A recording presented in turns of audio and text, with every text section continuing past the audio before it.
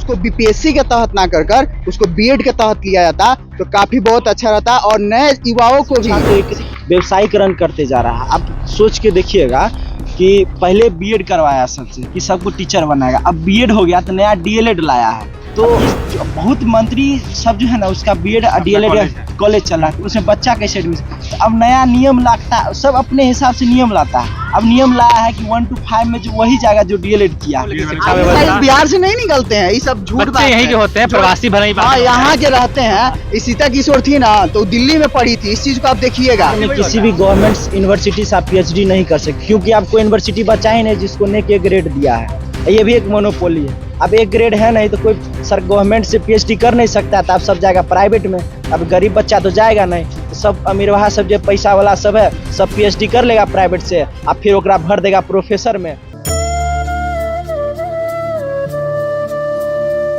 बिहार में इन दिनों शिक्षा को लेकर काफ़ी चर्चा है और चर्चा के केंद्र में के पाठक हैं जो मुख्य अपर सचिव हैं शिक्षा विभाग के। वो चर्चा में है। कारण ये कि आए दिन हर दूसरे दिन उनका एक नया नियम आता है, एक नया फरमान जारी करते हैं जिसमें शिक्षकों पर गाज गिरती है। कहीं पहुंचकर वो टीचर को सस्पेंड कर देते हैं, कहीं उपस्थिति चेक कर देते हैं, कहीं आज ही खबर आई है कि उन्होंने प्रधानाचार्य को जहाँ जहाँ मिड डे मील बनता है वहाँ पे उन्होंने कहा है कि अब बोरे बेच के जो उसके पैसे हैं वो आपको विभाग में जमा करने पड़ेंगे। तो ये तमाम मुद्दे हैं, लेकिन सबसे बड़ी बात है कुछ लोग ये भी कह रहे हैं कि के पाठक के आने से शिक्षा विभाग दुरुस्त हुई है। दो मत है जिसपे कॉन्फ्लिक्ट है और उस पर हम बात करने जा रहे हैं। ये भैया बताने वाले थे। हाँ सर, के पाठक की कार्यशैली से कितने खुश हैं आप? देखिए के पाठक के कार्यशैली से बहुत खुश है भाई, लेकिन इस चीज को के पाठक को समझना चाहिए।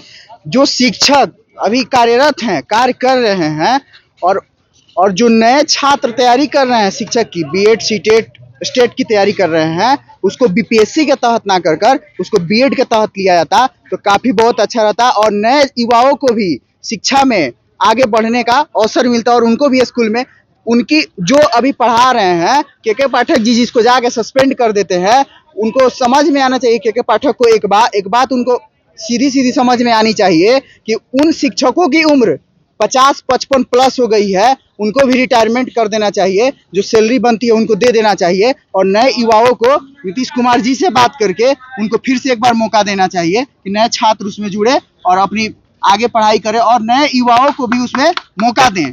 ठीक है, के पाठक को इस बात को समझना चाहिए, एक ही बैल को 50 बार कोल्हू पे नचवाने से और 10 किलो सरसों से काम नहीं चलेगा, सीधी बात है। आप ये कहना चाह रहे हैं कि पहले शिक्षा की व्यवस्था दुरुस्त की जाए फिर शिक्षकों को दुरुस्त किया जाए? भाई आप संस्था चलाते हैं, वो स्कूल में बच्चा जाएगा दीवार पढ़ेगा, सीधी सी बात है, दीवार पढ़ेगा बच्चा। टीचर की इतनी कमी है, आप मिडिल स्कूल में जाइए या 1वीं से लेकर 10वीं के स्कूल तक जाइए, 6 तक जाइए, उनके जाकर देखिए आप टीचर की संख्या कितनी है उस स्कूल में और उसमें क्या क्या पढ़ाई होती है और पढ़ाई भी होती है उसमें। बस उसको 1 बजे खिचड़ी खिलाया जाता है और तुम अपने घर और शिक्षक अपने घर। ये एक चीज तो ये सही हुई है, इस चीज को हम मानते हैं, लेकिन उसमें और शिक्षकों की बढ़ोतरी होनी चाहिए, उसमें नए शिक्षकों की भर्ती होनी चाहिए। जो शिक्षक उसमें तो बहाली तो सरकार का विषय है। अगर के पाठक पे बात करें तो कुछ लोग कह रहे हैं कि उनके आने से जो शिक्षक नहीं आते थे या लेट आते थे वो सब अब टाइट हो गया है सिस्टम। देखिए सिस्टम टाइट हो गया है, लेकिन समय अनुसार पढ़ाई नहीं ना हो रही है भाई। मैंने इस चीज को खुद जज किया है। आप जाके उस मोतिहारी में देखिए, तमाम तरह की स्कूलें कॉलेजेस हैं और स्कूल हैं। इस चीज बात है कि टाइम से चलती है, लेकिन कितनी सीमित समय तक और कितने सब्जेक्ट पर पढ़ाई होती है, इस चीज को के पाठक को समझना चाहिए, इस पर विचार विमर्श करना चाहिए। हर एक चीज को प्राइवेटकरण किया जाता है, प्राइवेट किया जा रहा है, उसको धीरे धीरे सरकारी स्कूल को भी प्राइवेट किया जाता है। और सरकारी स्कूल में कितनी पढ़ाई होती है, कितने शिक्षक लगन के साथ पढ़ाते हैं, इस चीज को देखना चाहिए और के पाठक को उस पर इंक्वायरी लेना चाहिए। केवल सस्पेंडेड और जाकर खिचड़ी और चोखा की निरीक्षण करने से नहीं होगा। एक बात है, मैंने उनके हर एक वीडियो को देखा है, खिचड़ी चोखा और खाना क्या खाया नहीं खाया चलता रहेगा। तो उन्होंने बोरा बेचने के लिए कह दिया कि जो खाना बना सो तो भाई उस समय आइए रहा है 24 के बाद, देखिए ना बोरा, यहाँ तो मीठा बिकाएगा बिहार में। देखिए ना लड़का एकदम बेरोजगारी, अभी सब्जी चावल सब रोपने पे मजबूर है। हर एक चीज का उर्वरक, हर एक चीज का खत्म है, रेट बढ़ ही गया है। देखिए हमारा संतुष्ट उसका संतुष्ट और संतुष्ट का बात नहीं, बात ये है कि ग्राउंड पे क्या हो रहा है। शिक्षा को एक व्यवसायीकरण करते जा रहा है। आप सोच के देखिएगा कि पहले बीएड करवाया सबसे कि सबको टीचर बनाएगा, अब बीएड हो गया तो नया डीएलएड लाया है। अब किस तरह से जो बिहार में जो है एक व्यवसायीकरण बना रहा है शिक्षा को। ये देखिए, अब डीएलएड लाया है, अब बच्चा तो बीएड कर लिया है तो डीएलएड कैसे करेगा? तो जो बहुत मंत्री सब जो है ना उसका बीएड डीएलएड कॉलेज चला है, तो उसमें बच्चा कैसे एडमिशन? तो अब नया नियम लाता है, सब अपने हिसाब से नियम लाता है। अब नियम लाया है कि 1 to 5 में जो वही जाएगा जो डीएलएड किया है। अब इससे क्या होगा, फिर सब डीएलएड करेगा। सुप्रीम कोर्ट ने मना किया सर। तब सब तो उसी का है, वो आप ही समझ रहे हैं, सब तो उसी का चट्टा पट्टा है। सच्चाई ये ग्राउंड लेवल पे क्या काम होता है। अभी विश्वविद्यालय में जहाँ 4000 में पढ़ाई होता था उसको 16000 फी कर दिया। अब जहाँ पे सीट विश्वविद्यालय की बात कर रहे हैं, पटना विश्वविद्यालय का बात 16,000 कर दिया फी ग्रेजुएशन का। अब जिस सब्जेक्ट का सीट बढ़ाना चाहिए उसका घटा। अभी लॉ करना बहुत जरूरी है, छात्रों को जानेगा क्या है हमारा नियम, उसका सीट घटा दिया पटना विश्वविद्यालय में। केमिस्ट्री जैसा फिजिक्स सब्जेक्ट बहुत अच्छा है लेकिन उसके हिसाब से आप सुविधा नहीं दे रहे हैं। डिपार्टमेंट छोटा है, लैब आज भी आपका आज से 10 साल पहले वाला है, मात्र 30 बच्चा के लिए, और सीट आप 40 कर दिए, 60 कर दिए, 70 कर दिए हैं, लेकिन व्यवस्था आज भी उस इंफ्रास्ट्रक्चर आप डेवलप नहीं कर रहे। आप लॉ कॉलेज को सीट बढ़ाना चाहिए, आप उसका सीट नहीं बढ़ा रहे हैं। कितना साल से पटना विश्वविद्यालय का वाणिज्य का अपना बिल्डिंग नहीं है, आज तक बिल्डिंग नहीं बना है। पटना कॉलेज की बिल्डिंग में चलता है। आप बहुत सारा अभी जो बायोमेट्रिक सिस्टम आ रहा है, क्वालिटी ऑफ एजुकेशन कहाँ है, शिक्षक कहाँ हो इस तरह का। मास्टर आए, हाजिरी बना, आप 75% हाजिरी बनवा रहे, बहुत अच्छा बात है। क्या वो 75% बच्चा आके पढ़ रहा है कि बैठ के बस हाजिरी बना रहा है? ये देख रहे हैं कि ग्राउंड में आके बैट बॉल लेके खेल रहा है कि बैठ के उसको तार रहा है, उसको तार रहा है। आने वाले पर सस्पेंड कर दे रहे हैं, मास्टर कह रहे हैं बच्चा ढूंढ के लाओ गांव से। उसको एग्जाम देने से रद्द कर दिया जा रहा है। शायद सुनने में आया कि टीचर को भेज भी दिया रहा है, जाओ बच्चा लेके आओ गाँव से।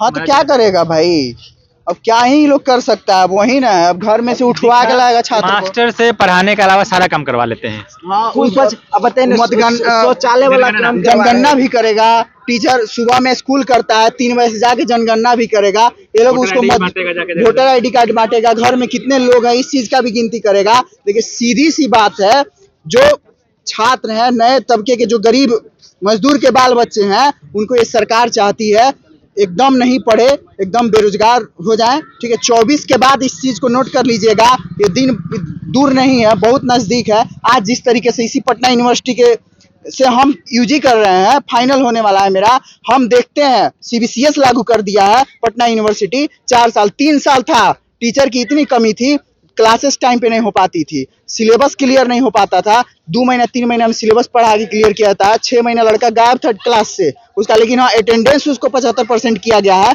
फिर भी अभी गेस्ट फैकल्टी लगा के हर एक डिपार्टमेंट में भर दिया है। ना किसी को पढ़ाने का तरीका है, ना किसी को कुछ करने का तरीका, क्योंकि वो लोग तो ऑलरेडी PhD कर रहे हैं भाई, अभी सीख रहे हैं, पढ़ाते कैसे हैं, उन्हीं से पढ़वा रहे हैं। इस चीज को VC को समझना चाहिए। VC एकदम धन उगाही के तौर तरीके पे टिके हुए हैं। इस शिक्षा को ये लोग चाह के उसको नीचे स्तर पे दिखाने का काम कर रहे हैं।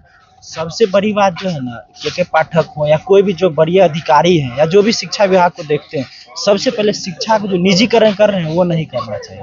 निजीकरण प्रत्यक्ष नहीं हो रहा है ना, मतलब धीरे धीरे आहिस्ते आहिस्ते हो रहा है। आहिस्ते आहिस्ते न करेंगे, वो समझ नहीं आता बहुतों को। वही विवाद न खड़ा हो जाएगा। धीरे धीरे सब घुस रहे हो जाएगा। अभी एग्जांपल दिया ना कि डीएलएड का कर दिया, अब जिसको डीएलएड करना होगा कितना अच्छा से।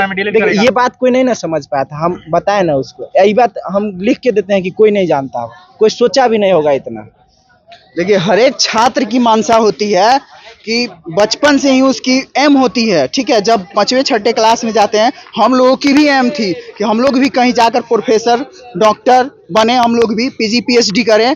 आज जिस तरीके से जो छात्र डीएलएड किया, करने में कितना साल लग गया आपको? हमको 3 साल लग गया भाई। अब जो नए छात्र हैं 4 साल 8 सेमेस्टर पढ़ेंगे, PG 3 साल करेंगे, 7 साल हो गया। अब जोड़ लीजिए ना भाई, 21 साल 22 साल में अब तो ग्रेजुएशन फाइनल होगा नहीं जूनियर का, कहाँ से पढ़ पाएगा भाई? उसको 27-28 साल हो जाएगा, कहाँ से फिर वो BPSC UPSC करेगा, उम्र ऐसे ही खत्म हो जाएगा। तो बेरोजगारी तो सरकार खुद ला रही है, आप इस चीज को पकड़िए ना, तुल कहाँ है, इस चीज को समझिए। और शिक्षा में बहुत बड़ी गोलमेल है बिहार में, सबसे शिक्षा को निचली स्तर पे दिखाने का काम किया जा रहा है। अभी शिक्षा में फैसिलिटी वैसे भी बिहार जाना जाता है कि भले ही IAS निकलते हो, लेकिन शिक्षा व्यवस्था बिहार से नहीं निकलते हैं, ये सब झूठ बात है। यहीं के होते हैं, प्रवासी भले ही यहाँ के रहते हैं। इस सीता किशोर थी ना, तो दिल्ली में पढ़ी थी, इस चीज को आप देखिएगा।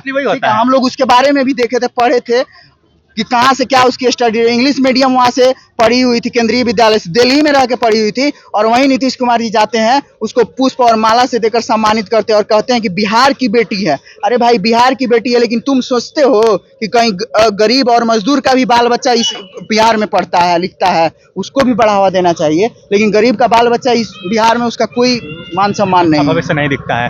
कायदे की बात यही है, मुद्दे की बात यही है कि सरकारी स्कूलों में कोई अमीर का बच्चा पढ़ने जाता नहीं है, गरीब के बच्चे ही पढ़ने जाते हैं, और उनके लिए क्या व्यवस्था सरकार अभी तक दे पाई है, वो पहले प्राथमिकता होनी चाहिए, उसके बाद शिक्षकों पर कार्रवाई करने की बात आती है। जैसा कि भैया बता रहे थे, पटना यूनिवर्सिटी का उन्होंने जिक्र किया, किस तरह से एडहॉक टीचर जो टीचर आते हैं। हाँ, आप बिहार में किसी भी गवर्नमेंट यूनिवर्सिटी से आप पीएचडी नहीं कर सकते, क्योंकि आपको यूनिवर्सिटी बचा ही नहीं जिसको नेक ए ग्रेड दिया है। ये भी एक मोनोपोली है। अब एक ग्रेड है नहीं तो कोई सर गवर्नमेंट से पीएचडी कर नहीं सकता, तो आप सब जाएगा प्राइवेट में। अब गरीब बच्चा तो जाएगा नहीं, तो सब अमीरवाहा सब जो पैसा वाला सब है, सब पीएचडी कर लेगा प्राइवेट से, अब फिर ओकरा भर देगा प्रोफेसर में, तो फिर गरीबहा रह गया, अमीर वाला तो प्रोफेसर बन गया। वही बात है। तो शिक्षा का निजीकरण जिस तरह से हो रहा है, आहिस्ते आहिस्ते जो आपको पता नहीं चल रहा है, उस पर काफ़ी अच्छे से इन्होंने स्पष्ट किया है कैसे हो रहा है। डीएलएड का एग्जाम्पल दिया इन्होंने, अभी जो प्रोफेसर कैसे बनते हैं उस पर, क्योंकि बिहार में किसी भी यूनिवर्सिटी से आप पीएचडी नहीं कर सकते। तो ये सब चीज़ें हो रही हैं, आपने सुना, जाना। आप बताइए कि शिक्षा व्यवस्था, बिहार की शिक्षा व्यवस्था पर क्या कहना है, हमें कमेंट जरूर बताइएगा। जुड़े हमारे साथ, देखते रहिए प्रकाश वाणी।